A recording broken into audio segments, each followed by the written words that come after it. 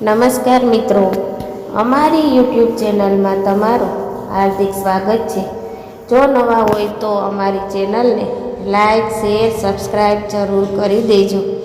તો આજે આપણે એક સરસ મજાની કહાની વિશે જાણીશું। તો ચાલો આપણે શરૂ કરીએ આજની આ કહાની। પૂરી સાંભળવા નમ્ર વિનંતી। દરેક એકાદશીનું અલગ અલગ મહત્ત્વ રહેલું છે। એ રીતે આ વર્ષે 17 જુલાઈએ આવનાર દેવશયની એકાદશીનું પણ વિશેષ મહત્ત્વ રહેલું છે। આ એકાદશીમાં ભગવાન વિષ્ણુની વિશેષ હિન્દુ કેલેન્ડર પ્રમાણે અષાઢ મહિનાના સુદ પક્ષની એકાદશીને દેવશયની એકાદશી કહેવામાં આવે છે। પુરાણો પ્રમાણે આ 4 મહિનામાં ભગવાન વિષ્ણુ યોગ નિંદ્રામાં રહે છે।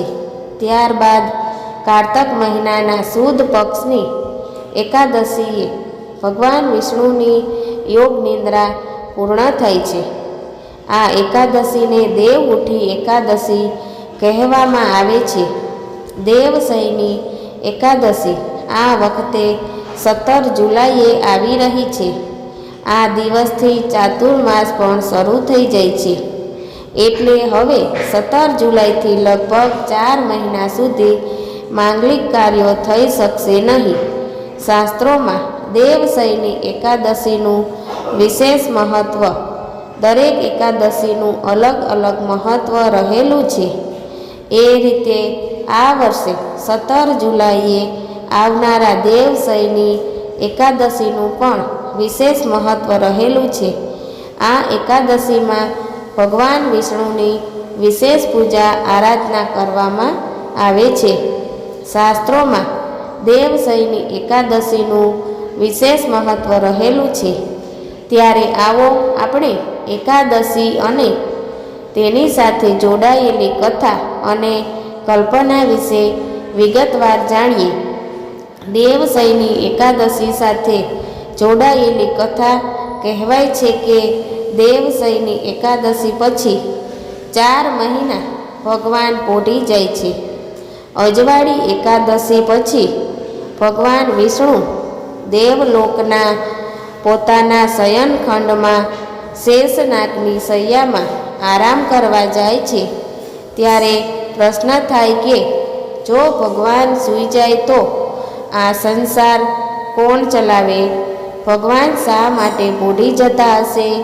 કહે છે કે મનુષ્ય જે પણ કાર્ય કરે છે તે તેના ભગવાનને પણ કરાવે છે। તેને નવડાવે છે, ખવડાવે છે અને મનુષ્યને આરામની જરૂર પડે છે। એ રીતે ભગવાનને પણ કદાચ આરામની જરૂર જણાઈ હશે, તેથી તેઓ પોઢી જાય છે। દેવશયની એકાદશી સાથે જોડાયેલી કલ્પના। દેવશયની એકાદશી સાથે અલગ અલગ કલ્પનાઓ જોઈ શકાય છે।